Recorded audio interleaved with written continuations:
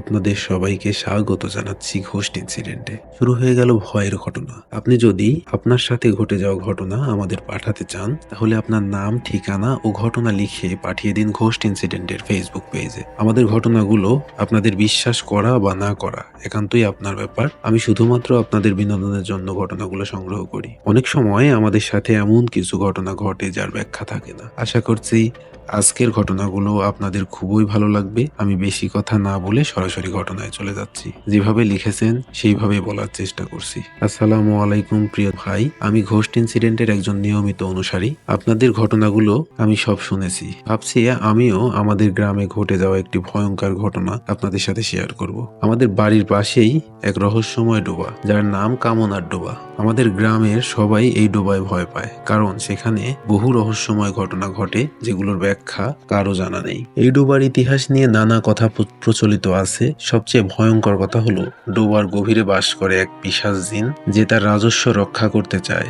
রাশেদ, আমার চাচাতো ভাই, এসব গল্প বিশ্বাস করতো না। সে বরং এগুলো নিয়ে হাসাহাসি করত। এক রাতে বন্ধুরা মিলে বাজি ধরে সে চ্যালেঞ্জ নিল, সে কামনার ডোবার ধারে গিয়ে 1 ঘন্টা কাটিয়ে আসবে। রাত তখন 12টা ছুঁই ছুঁই। আমরা সবাই দূরে তাকিয়ে আছি।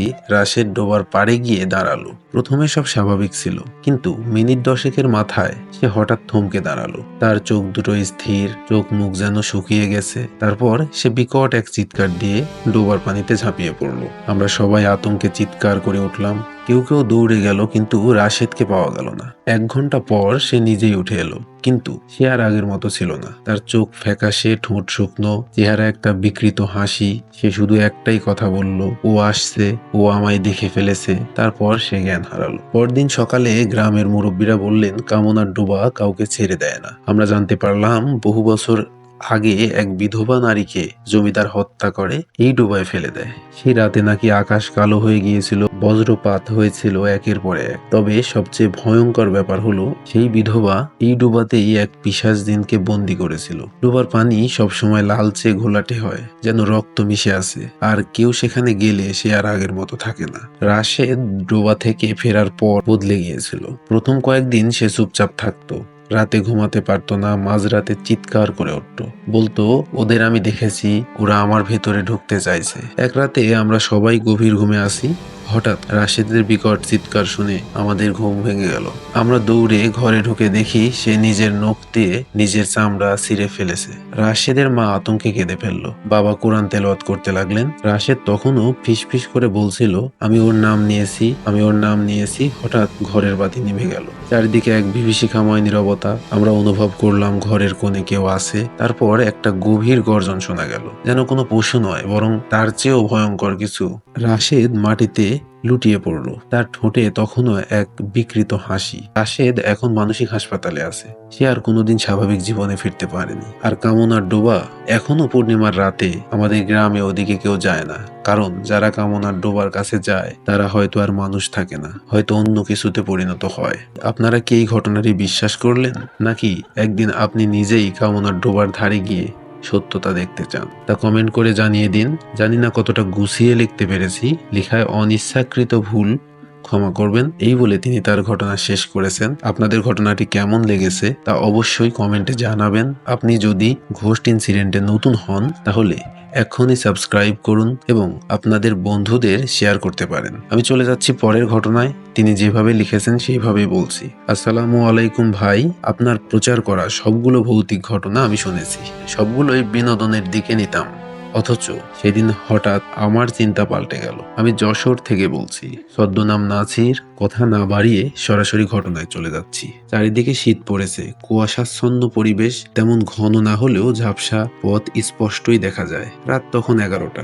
বাজারে বন্ধুদের সাথে আড্ডায় মেতেছিলাম। 11টার দিকে বাড়ি ফেরার পথে ভেবে নিয়েছি, আমার বাইক একটু ধুয়ে নেব।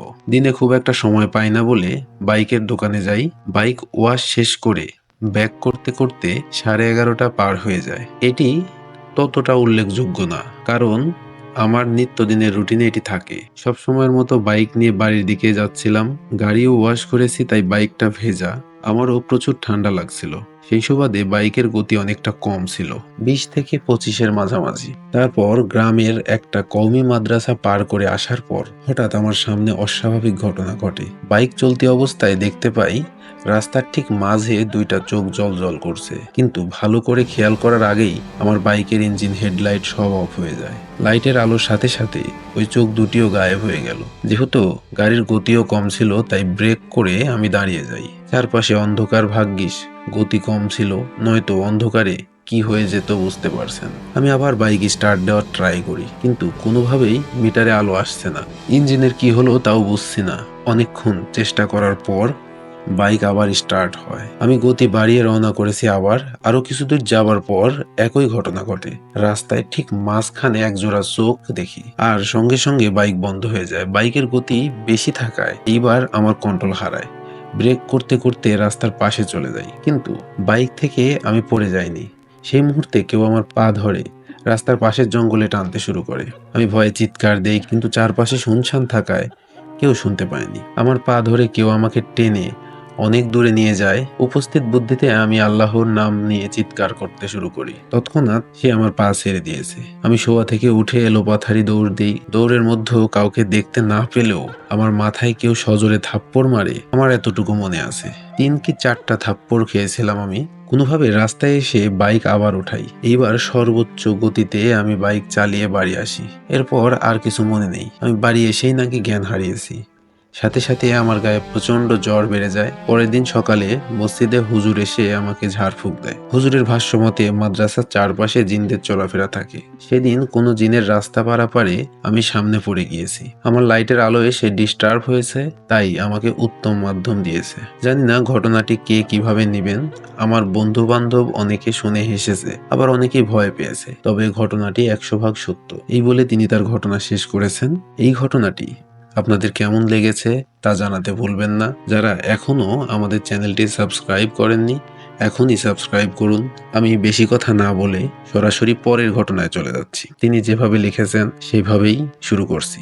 তিনি শুরুতেই লিখেছেন, আমি আমার ঠিকানা ও পরিচয় গোপন রাখতে চাই, তাই সরাসরি ঘটনায় চলে যাচ্ছি। আমার দিদা হাসপাতালে ভর্তি হওয়ার পর থেকেই এক ধরনের অস্বস্তি কাজ করছিল। বাড়ি থেকে অনেকটা দূরে হাসপাতালে যাওয়াটা এক ধরনের বাধ্যতামূলক হয়ে দাঁড়িয়েছিল। কিন্তু কি আর করা, মা বাড়ির কাজে এতটাই ব্যস্ত, তাই প্রায় আমাকে দিদার খাবার নিয়ে যেতে হতো। আজকেও তাই। ছোট বোনের পরীক্ষা, বাবার অফিসের কাজ, এইসব কারণেই আসতে পারিনি। মা বলেছিল, তুই খাবার নিয়ে চলে যা, দিদার পাশে থাকবি। সাথে আবার আমার মাধ্যমিক পরীক্ষা চলছে, তাই বইও নিয়ে যেতে হয়েছিল। হাসপাতালের গেটে পা রাখতে না রাখতেই নার্স জানালো দিদার শরীরের অবস্থা কিছুটা খারাপ, আজ রাতে থাকতে হতে পারে। তাই সরাসরি ডাক্তারের কাছে গেলাম, কিন্তু নার্স বলল ডাক্তার রাতে আসবেন, আপনি কিছুক্ষণ অপেক্ষা করুন। হাসপাতালের চতুর্দিকে এক ধরনের নীরবতা ছিল, যেন কোনো অদৃশ্য শক্তি বাতাসে ভেসে বেড়াচ্ছিল। আমি কিছু ভাবলাম না। অফিসের চাপ, পরীক্ষা সব মিলিয়ে মাথাটা কিছুটা গুলিয়েছিল। রাতের খাবারের জন্য হোটেল থেকে রুটি তরকারি নিয়ে এসে হাসপাতালের বাইরে বসে পড়লাম। বইটা হাতে নিয়ে পড়তে শুরু করলাম। আমার দিকে বাতাস বইছিল, আর হাসপাতালের আশেপাশে কিছুটা নিস্তব্ধতা ছিল, যেন কিছু একটা ঘটতে চলেছে। বেশ কিছু সময় পার হওয়ার পর আমার চোখের পাতা ভারী হয়ে এলো, তাই বইটি এক পাশে রেখে চাদরটাও সাথে নিয়ে শুয়ে পড়লাম। হঠাৎ রাত 2টা নাগাদ অদ্ভুত এক গোঙানির আওয়াজ শুনতে পেলাম। প্রথমে মনে হলো হয়তো কুকুর চিৎকার করছে, কিন্তু তারপর বুঝলাম এটা অন্য কিছু। এক ধরনের ভয়ে শরীরটা শিরশির করে উঠল, দৃষ্টি পুরোপুরি ঝাপসা হয়ে গেল।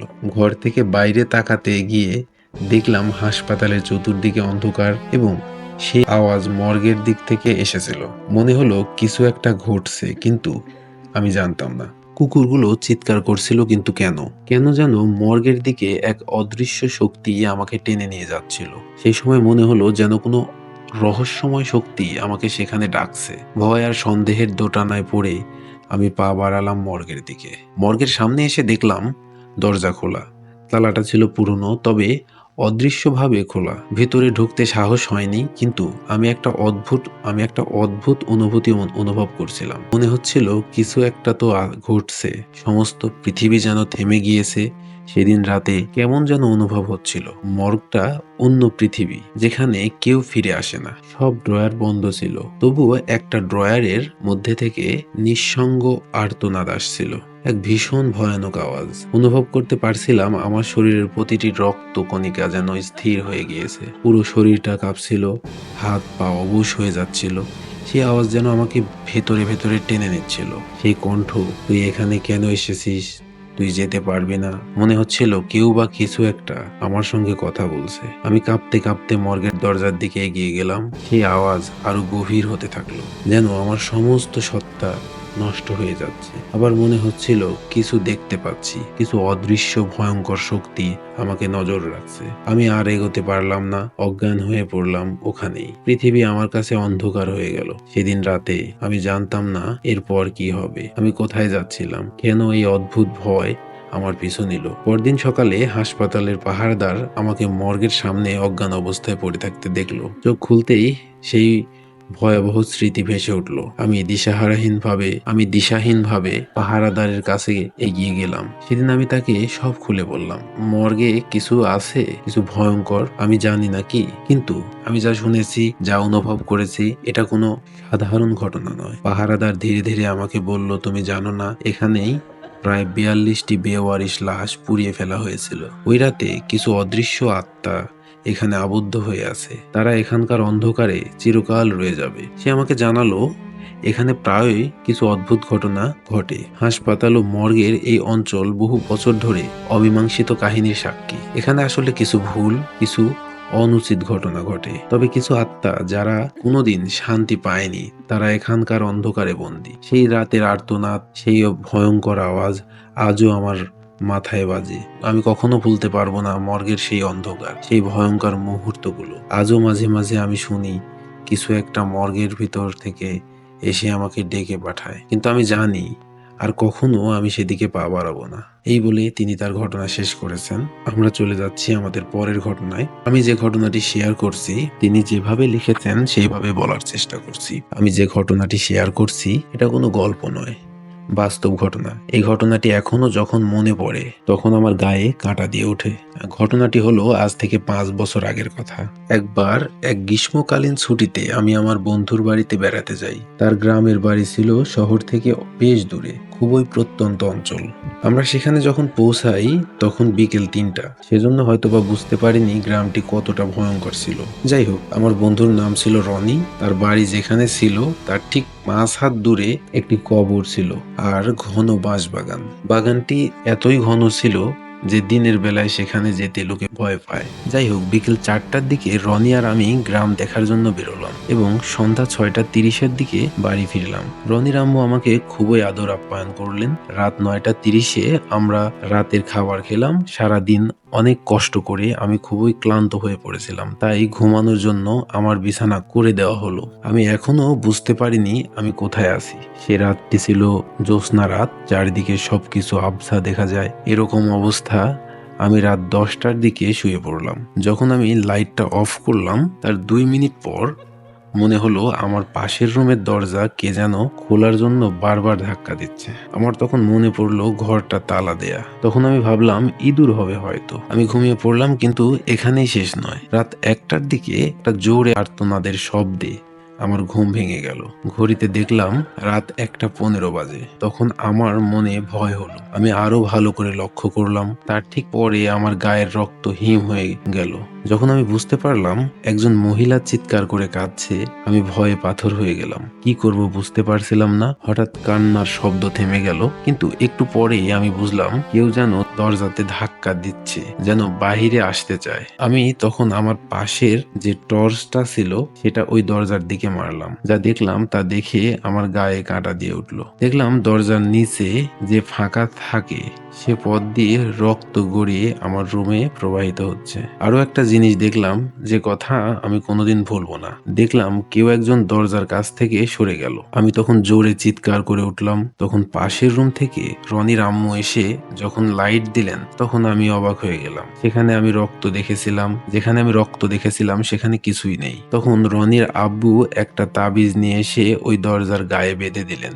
ওই রাতে আর কোনো শব্দ শোনা যায়নি। আমি ঘুমিয়ে পড়লাম। পরদিন সকালে উঠে দেখি সবার মন খারাপ। তখন আমি রনির কাছে রাতের ঘটনা জানতে চাইলে রনি বলতে লাগলো, ৯ বছর আগে আমার ফুফু একজন লোকের সাথে সম্পর্ক করে বিয়ে করে, কিন্তু বিয়ের ১ বছর পর যখন লোকটি আমার ফুফুকে তালাক দেয়, তখন ফুফু ওই ঘরটিতে গলায় ফাঁস দিয়ে আত্মহত্যা করে। তখন থেকেই ঘরটিতে আর কেউ থাকে না। এই বলেই রনি তার অশ্রু ভেজা চোখ মুছতে লাগলো। আমি তখন বুঝতে পারলাম যে গত রাতে যা ঘটেছে তা রনির ফুফুর আত্মারই আর্তনাদ। আজও সেই রাতের ঘটনা মনে করলে আমার ভিতরটা কেঁপে ওঠে, পুরো শরীর যেন শীতল হয়ে ওঠে। আবারও বলছি, এটা কোনো গল্প নয়, এটা ছিল আমার জীবনের সাথে ঘটে যাওয়া বাস্তব ঘটনা। এই বলে তিনি তার ঘটনা শেষ করলেন। আশা করি আমাদের আজকের অনুষ্ঠানটি আপনাদের ভালো লেগেছে। আমরা আমাদের অনুষ্ঠান আরো সুন্দর করতে চাই, এতে আপনাদের সহযোগিতা একান্ত প্রয়োজন। আপনার সাথে ঘটে যাওয়া ঘটনা আমাদের পাঠান। আমাদের ফেসবুক পেজে লিংক ডেসক্রিপশন বক্সে পেয়ে যাবেন। সবার সুস্বাস্থ্য কামনা করে আজকের ঘোস্ট ইনসিডেন্ট এখানেই শেষ করছি। খুদা হাফেজ।